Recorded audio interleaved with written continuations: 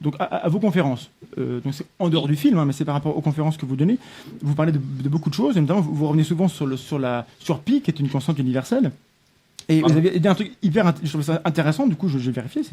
Vous dites que les bébés humains donc naissent en moyenne et en moyenne mesurent à la naissance 52,36 cm, Oui, donc une coudée, et puis ils pèsent 3,14 kg, donc pi en kilogrammes. Statistique, nous sommes d'accord. Et bah, d'accord, non, mais ça m'intéresse. D'où viennent les sources pour dire, parce que c'est vraiment intéressant.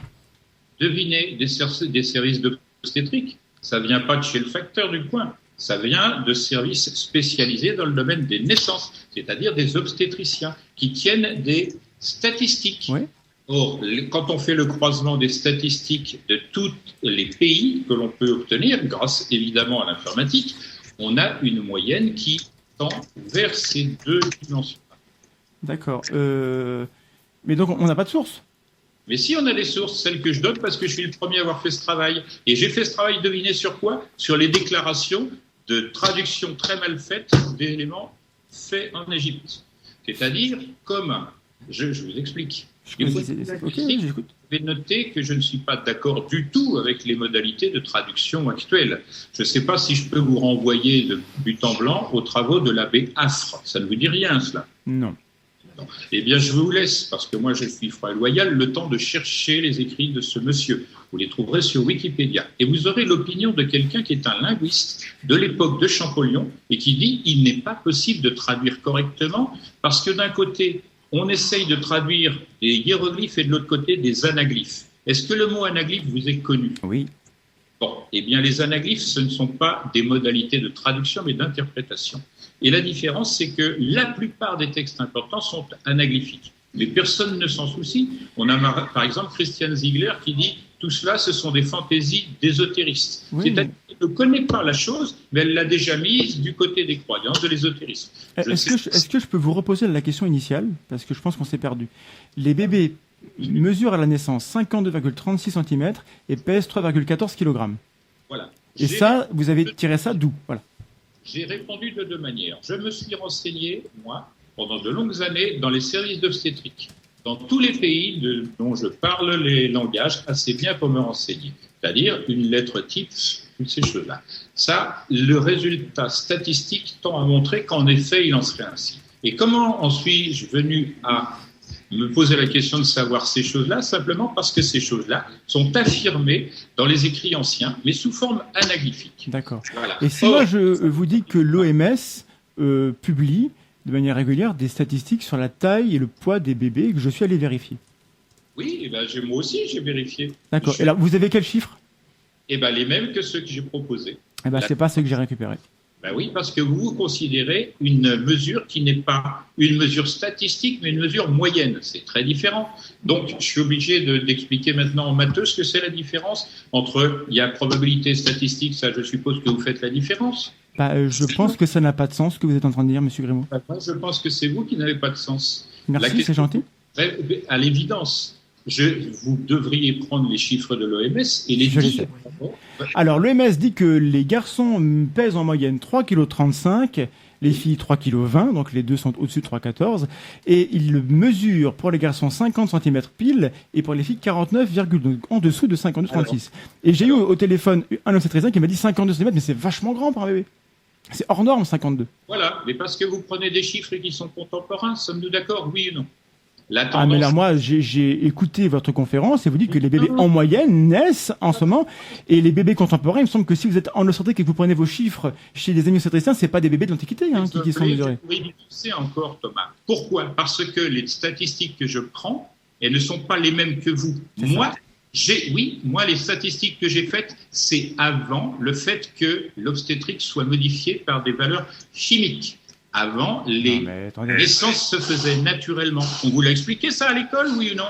Il y a deux modes de naissance, le mode naturel et le mode artificiel. Vous avez des statistiques à coller au mode artificiel. C'est quoi le mode artificiel?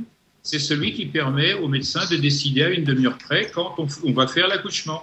C'est celui qui permet de booster l'organisme d'un fœtus alors qu'il est encore dans le placenta et des choses de cet ordre. Ça, c'est scientifique, ça, vous devriez le savoir. Vous faites un échantillonnage sur des choses modernes. Or, moi, je vous ai dit, mon travail, il remonte à l'année 1969 et s'est achevé en 1976. Donc, vous ne faites même pas attention à cela. Donc vous êtes en train de dire qu'en 67, il n'y avait pas de naissance artificielle? Non, vous devriez prendre les dates avant 1950. Là, vous auriez... Mais alors, dans vos conférences, il faudrait que vous précisiez ça, parce que moi, de bonne foi, vous me dites que les bébés pèsent 3,14 kg, qui mesure 52,36 cm, et moi je vérifie, parce que vous dites que vous-même, vous avez fait des études de médecine, c'est ce que vous dites dans vos conférences, je n'ai pas vérifié, et vous me dites que voilà, vous avez eu accès à des données qui vous donnent raison. C'est des données qui remontent à quand? Thomas, déjà je vous dis, c'est des choses qui sont avant 1950, première chose. Ah bon, 50 maintenant, d'accord. Avant c'était 69, ok. Avant 1950, là les statistiques ne sont pas erronées par l'apport d'éléments chimiques. Première chose. Deuxièmement, je dis, dans mes conférences, je le dis, que ce sont des valeurs qui sont statistiques. Premièrement, ce ne sont pas des moyennes, ce sont des moyennes rapportées. Qu'est-ce que ça veut dire? C'est-à-dire qu'on prend chaque pays à son époque, on passe à l'année suivante, etc., jusqu'à ce qu'on ait vraiment un ensemble statistique cohérent. Vous prenez les chiffres de l'OMS parus les derniers. Est-ce que ça a un sens? Non. Mais je m'aperçois, vous dites, moi j'ai vérifié. Mais si vous vérifiez comme ça, quelle valeur vous pouvez donner à toutes les vérifications que vous prétendez faire? Non seulement vous n'allez pas en Égypte, non seulement vous n'allez pas à l'île de Pâques, vous n'avez aucun appareil pour mesurer. Vous prétendez que Newton, c'est un charlatan, alors que nous, on connaît ses méthodes, etc. Et tout ce qui ne va pas dans le cadre zététique, c'est repoussé avec des méthodes de zététiciens qui sont des méthodes purement dialectiques. Celle que vous employez là est totalement dialectique et je viens de le montrer. Savoir que vous m'opposez des statistiques de l'OMS qui sont de l'année dernière, et alors que je vous parle de naissances qui ont lieu avant l'assujettissement chimique.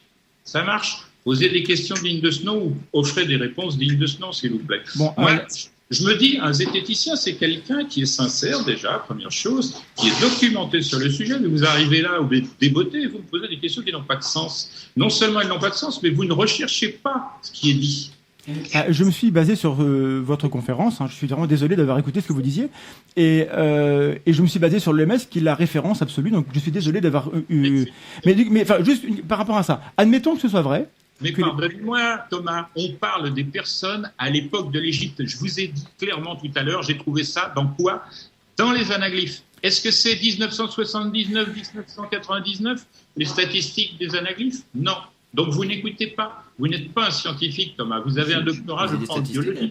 Je suis désolé, on n'est pas là pour parler de moi. Le truc, c'est que dans la conférence que j'ai écoutée attentivement, parce que je me suis documenté, j'ai travaillé, vous savez, vous n'avez pas précisé que c'était à l'époque de l'Antiquité. Mais bon, admettons que ce soit vrai. Oui, mais ça n'est pas moi qui fais la découpe. Ceci dit, à chaque fois, je précise que c'est cette époque-là dont on parle. Ça n'a pas été précisé dans la conférence. Thomas, je parle des pyramides, c'est l'époque des pyramides qui est considérée, c'est pas nos jours, maintenant tout de suite. Tant mieux, parce que sinon ce serait faux à cause de l'OMS. C'est faux.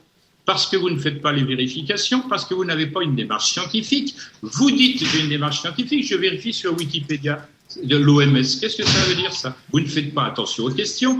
Pourquoi? Parce que vous avez un principe préétabli qui consiste à attaquer les arguments avec des arguments contraires stupides.